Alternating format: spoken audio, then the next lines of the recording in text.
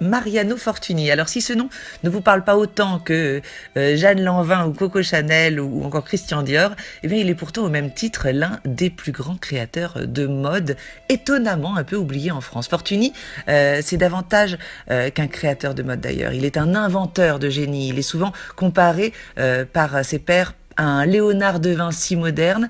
Ses inventions, ses brevets se comptent par centaines. Ça va du chevalet mobile à des lampes équipées de vide-poche, du papier photographique à sa fameuse coupole mobile équipée d'éclairage de scène et d'images animées, en passant par sa fameuse robe d'Elfos, évidemment, créée en 1909. Cette robe, elle a quoi d'unique? Eh bien, c'est un plissé magique qui ne se froissera jamais. Vous pouvez la mettre en boule, elle se défroisse instantanément.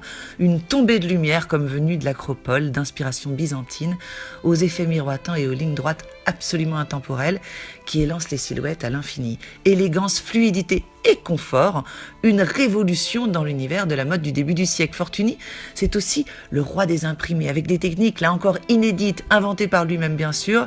Il mélange des motifs de tous les horizons, japonais, persans, islamo-mauresques.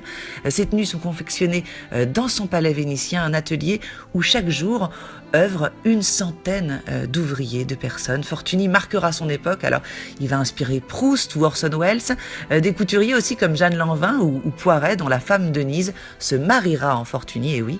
Plus tard, évidemment, on retrouvera ses influences dans les créations d'Issey Miyake ou de Valentino.